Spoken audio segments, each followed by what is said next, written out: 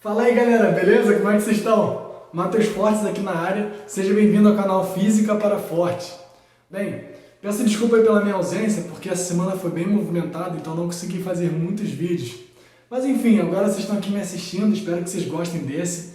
E antes de eu começar a resolver essa questão da AFA, a questão 54, eu gostaria de pedir para que você deixasse aquele like maroto, compartilhe o vídeo no final, eu sei que você vai gostar, porque isso já tem ajudado bastante o canal a crescer. Então vou continuar pedindo essa força de vocês, o pessoal que já está aqui há mais tempo, o pessoal que está chegando agora, eu só posso agradecer a vocês, muito obrigado mesmo. E é isso. Além disso, não se esqueçam de dar uma olhada na playlist sobre dicas de estudo. Por quê? Porque muitos de vocês estudam sozinhos e eu estou impressionado com isso. Eu não esperava que existisse tantas pessoas no Brasil que se dedicassem a esses concursos militares sozinhos. Eu sempre pensei que de alguma forma a pessoa buscasse algum recurso, ter alguma aula, enfim. E isso me faz abrir minha mente, sério, eu aprendo muito com vocês. Perceber que existem muitos de vocês aí pelo Brasil afora que entram nessa aventura, né, nesse investimento. E é isso aí, muita coragem para arcar com tudo isso, né, sozinho. E eu tenho certeza que se você fizer isso de forma bem compromissada e com bastante disciplina e paciência, você consegue sim alcançar seu objetivo. A minha ideia aqui é poder dar um pouco de suporte para vocês, de ajuda. Então, assiste lá a playlist, porque eu tenho certeza que essa playlist vai te dar um apoio, principalmente na parte onde eu falo como eu me organizei para estudar, quanto a cronograma, quais livros que eu usei. Eu sei que muitos aqui seguem esse canal e nem sabem que isso existe. Essa playlist, para mim, é a mais importante que tem de todo esse canal aqui. E com certeza eu irei fazer mais vídeos sobre dicas de estudo. Eu vi que a galera curtiu muito, então eu vou compartilhar um pouco mais das minhas experiências. Então, é isso aí. A questão vai aparecer aí na tela. Aí você faz a leitura e depois vê aqui a resolução. Valeu!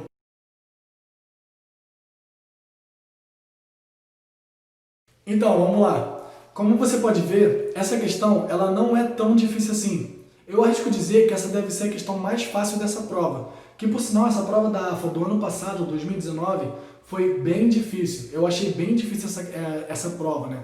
Talvez muitos aí possam também concordar comigo. Não estou dizendo que essa foi a mais difícil de todos os anos, eu não sei todos os anos, mas essa aqui foi bem dificinha. E essa questão foi aquela questão para que você não zere na prova. Então, o que eu vou fazer aqui? Eu vou dar uma pequena resumida sobre a matéria, algo bem simples, para que a gente possa no final matar a questão da prova. Então, vamos lá. O que a questão se trata? Ela fala sobre torque ou momento de uma força. Torque ou momento de uma força é a mesma coisa. E o que seria essa mesma coisa? Vamos lá. Imagina aqui uma situação. Por exemplo, esse piloto aqui, ó, tá vendo? Imagine que vamos ignorar que ele tem massa, então ele não tem peso, tá? A massa dele é desprezível, ele não tem peso, ele está flutuando aqui. Se eu fizer 10 newtons para cima, vai então existir uma força resultante para cima, e ele vai acelerar para cima. Se eu fizer 10 newtons agora, só que para baixo, ele vai acelerar para baixo, tudo bem? Ok. Agora, se eu fizer 10 newtons para cima e também 10 newtons para baixo, esse objeto ele vai ficar parado. Por que ele vai ficar parado? Porque a força resultante vai ser zero. Você tem 10 newtons para cima e 10 newtons para baixo. Isso é o que a gente aprende no princípio da dinâmica, com as leis de Newton, certo? Só que aqui tem um detalhe.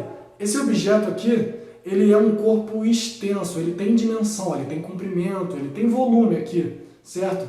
O que isso tem a ver com as forças que eu estou dizendo e momento aqui de uma força, ou torque? Tem a ver com o fato de que, quando um corpo tem dimensão, para que ele seja considerado em equilíbrio, parado, não basta somente você analisar se a força resultante é zero, que foi o que eu acabei de supor aqui, correto? 10 para cima e 10 para baixo. Não basta somente isso. Quer ver por quê? Digamos que eu faça 10 newtons para cima e 10 newtons para baixo. Só que esses 10 newtons, presta atenção aqui, uma força vai estar nesse canto, para cima, e a outra força vai estar nesse canto aqui, extremo, né, do outro lado, para baixo. De fato, esse objeto ele não vai subir nem descer, mas ele vai rotacionar, porque você vai ter uma força numa extremidade, num sentido, e a outra força de mesmo módulo, mesmo valor, né, 10 newtons, só que para outro sentido. Aí o objeto ele vai rotacionar, ele vai rodar assim, ok? Até esse tipo de situação a gente chama de binário. É quando você tem forças de mesmo módulo em sentidos opostos fazendo o objeto rotacionar ou girar. E aí você pensa, ué, então significa que ele não está parado, então ele não está em equilíbrio. É verdade, ele não está em equilíbrio. Portanto, para você analisar se um objeto está verdadeiramente parado, caso esse objeto tenha dimensão, ou seja, você considera as suas dimensões, se ele tem comprimento, largura, altura, tudo isso. Você não basta apenas analisar se as forças resultantes dá igual a zero, no sentido de que o objeto está em equilíbrio baseando-se na segunda lei de Newton. Você também tem que ver o momento das forças que atuam sobre esse objeto, para que ele também não rotacione, pois não adianta somente o objeto não transladar. O nome que nós damos para o movimento de quando você tem forças resultantes diferentes de zero é translação, ou seja, se deslocar, assim, ele vai transladar. Agora, no torque, na verdade, o objeto não translada, o objeto ele gira, ok? Essa é a diferença, então ele não pode girar e nem transladar. Então vamos ver aqui como que funciona essa análise do torque, para que o objeto ele possa vir a girar. Como é que funciona isso? Aqui eu fiz um desenho bem simples, né, de uma chave de boca, bem grande aliás. E essa chave de boca, ela funciona com esse conceito do torque. Como muitas outras coisas no seu dia a dia funcionam com o conceito do torque. Um bem simples é a porta que você tem na sua casa. Quando você vai abrir a porta, você sempre empurra ela na extremidade oposta da dobradiça, porque você quer fazer o mínimo de esforço possível. Agora, se você empurrar a porta mais próximo da dobradiça, você vai notar que vai ter que fazer uma força muito maior para que a porta venha a girar, a rotacionar.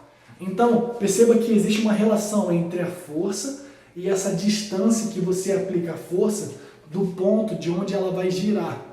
O ponto de onde ela vai girar, no caso a porta aqui, né, é chamado de ponto de apoio. Por exemplo, tá vendo essa chave aqui?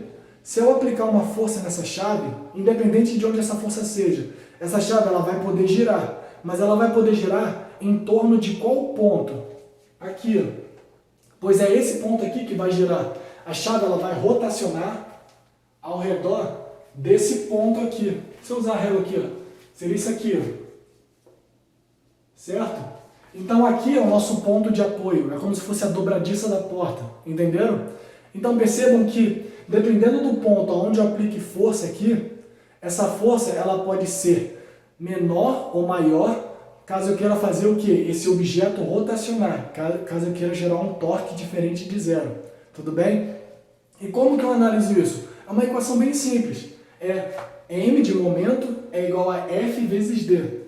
Apesar de momento ser uma grandeza vetorial, tem direção, tem módulo, tem sentido, tem tudo isso que vetor tem. Aqui eu irei tratar como se fosse uma grandeza escalar, e você vai entender o porquê. Grandeza escalar é aquela que não tem direção e nem sentido, mas só um valor. Mas vocês vão entender o porquê. Vamos lá. Perceba o seguinte. Primeiro vamos ver como é que a gente calcula o momento. É algo bem simples.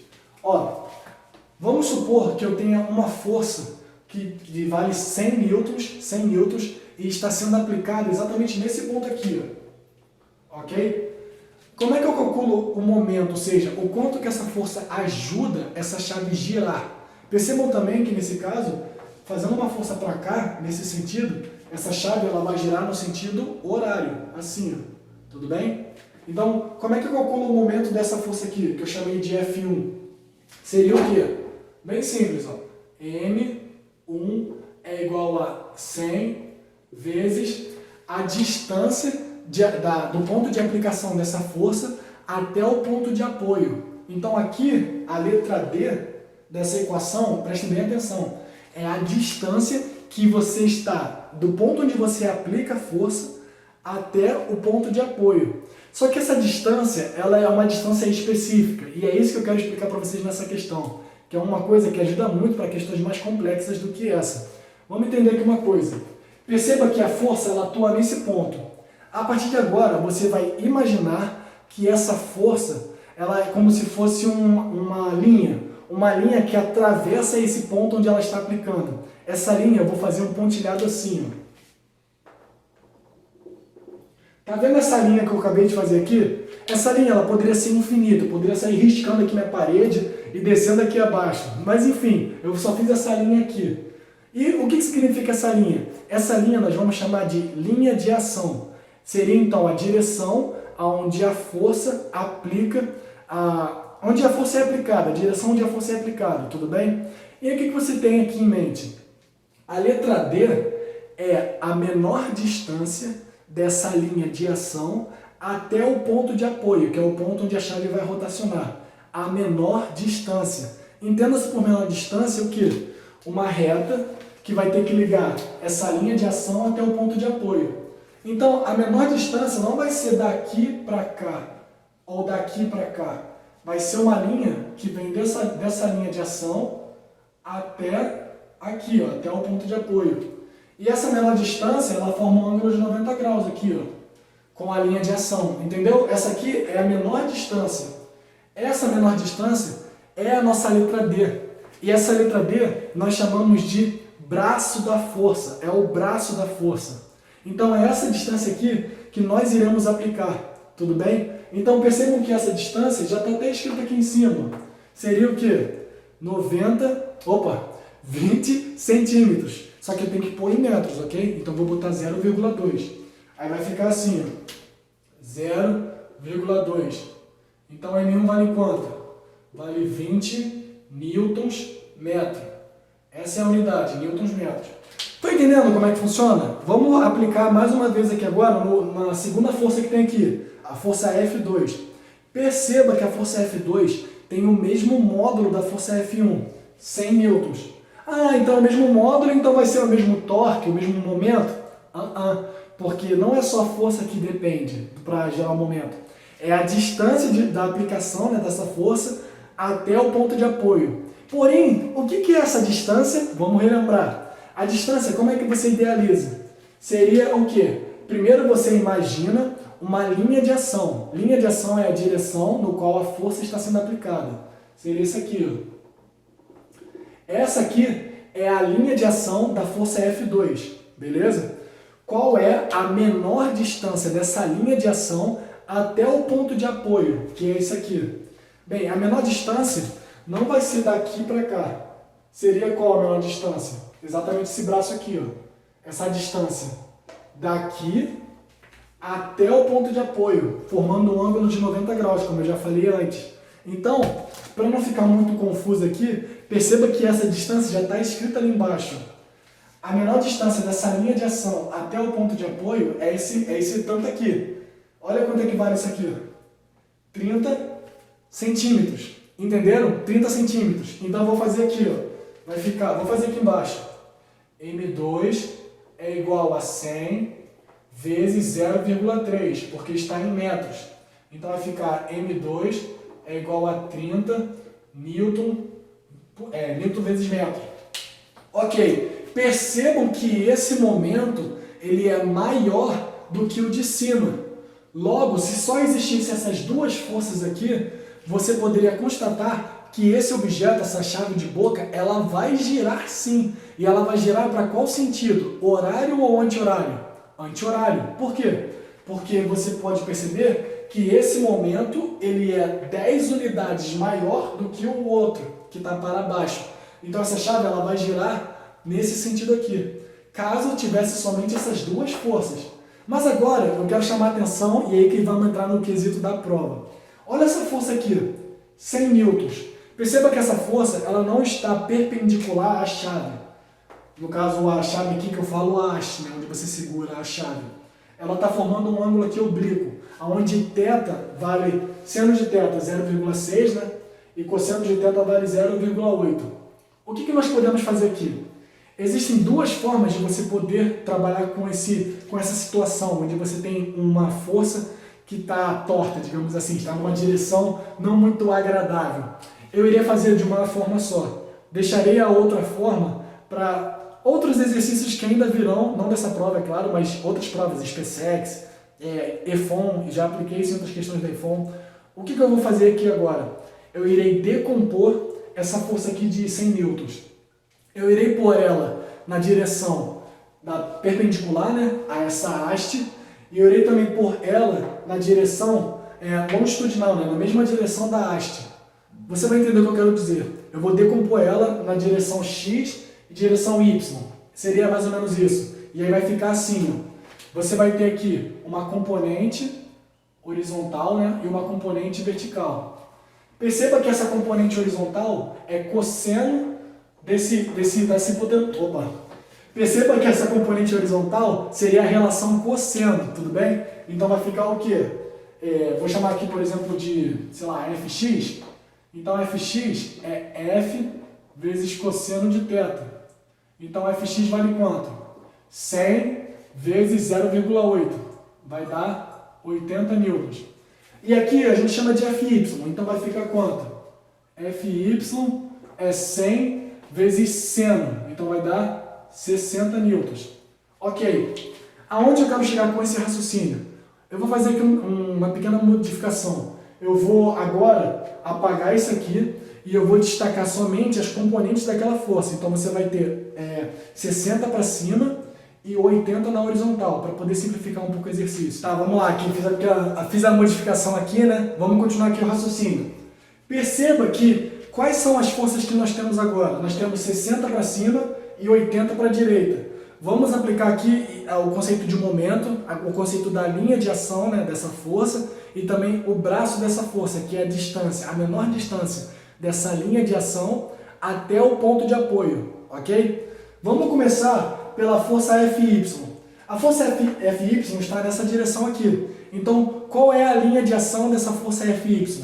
Eu vou usar a cor azul aqui agora. Vai ficar assim, ó. Essa aqui é a linha de ação. Qual é a menor distância? A menor distância seria daqui até aqui. Toda essa extensão aqui. Acabei de perceber que eu não botei nenhum valor. Eu vou inventar um valor aqui agora. Vou dizer que é 60 centímetros, ok? Então, essa distância daqui até aqui, ó, tudo isso aqui, vale 60 centímetros. Eu esqueci de botar, mas é esse valor que vai ficar aqui agora. Só por representar algum número. Então vai ficar o quê? Ó? O momento de Y vai ser 60 vezes 0,6. Por quê? Porque é 60 centímetros. Então MY vai dar quanto? 36 newtons metro. Ok? Beleza. Agora vamos calcular, atenção, o momento da força Fx. Perceba que a distância desse local aqui até aqui ainda é 60 centímetros, mas vocês vão notar agora um grande detalhe. Qual é a força, aliás, qual é a linha de ação da força Fx? Ah, Matheus, a linha de ação é você só representar, né, um pontilhado na direção onde aquela força Fx está sendo aplicada. Então é isso que a gente vai fazer. Aí vai ficar assim, ó. Olha só. Até o infinito. E olha aqui, ó, presta atenção. Ó. Vou até apagar isso aqui, ó. Ó, presta atenção aqui, ó. Tcharam! Presta atenção, olha só. Perceba que essa linha de ação, ela está passando sobre o ponto de apoio. A linha de ação da força Fx está passando sobre o nosso ponto de apoio. Aí eu vou te fazer a pergunta. Qual é a menor distância entre essa linha de ação e o ponto de apoio? Aí você, como assim? Não existe distância. E eu vou te falar, não existe distância. Olha só, a menor distância daqui, que é o ponto de apoio, até a linha de ação é 0. Porque não tem distância, está passando por cima. O que isso te faz perceber? Que aquela força Fx, que é uma componente da força de 100 newtons, ela não aplica momento algum, ela não ajuda em nada a fazer aquela chave ali rotacionar, girar. Então, o que eu posso dizer? O momento de x seria 80 vezes 0. Momento de x é igual a 0 newtons metro, vezes metro. Tá, onde eu posso mostrar isso para vocês no seu dia a dia? Abre a sua porta, não sei se vai aparecer, peraí. Vou fazer aqui um negócio rapidinho. Ó, um exemplo para vocês, a porta aqui do quarto onde eu faço a gravação. Eu quero fazer essa porta girar. Então eu preciso fazer uma força aonde a linha de ação não passe sobre a dobradiça da porta. Se eu fizer uma força nessa direção aqui, a minha linha de ação vai estar passando exatamente sobre a dobradiça. Vai estar passando sobre a dobradiça. Conclusão, não vai ter braço de força alguma. Logo, essa porta não vai girar nunca. Se eu ficar fazendo força assim, ó. Ela está se movimentando porque a minha força às vezes acaba tendo uma componente na direção perpendicular, que é o que nós estamos trabalhando aqui no quadro. Enfim, vamos voltar agora para a resolução. Conclusão.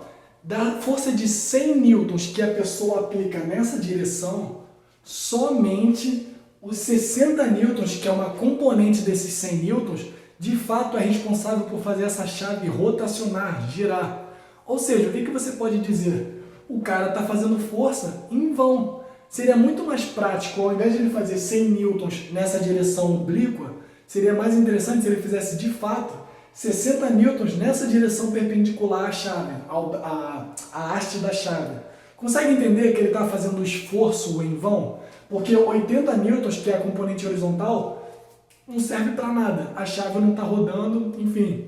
Ou seja, como você quer maximizar, ou melhor, como você quer gastar menos força possível, que é a situação que a questão da AFA pede, você tem que fazer uma força que seja perpendicular ao braço, né, a essa haste da chave. E é isso que a gente vai fazer agora para matar a questão. Aliás, eu tenho certeza que depois dessa explicação você faz sozinho, mas como é o vídeo aqui, vamos matar então, vamos fazer juntos. Ok, então agora a gente vai resolver a nossa questão da AFA. Ele fala o seguinte, que essa força F, ela fez um torque sobre essa barra, fazendo essa barra girar.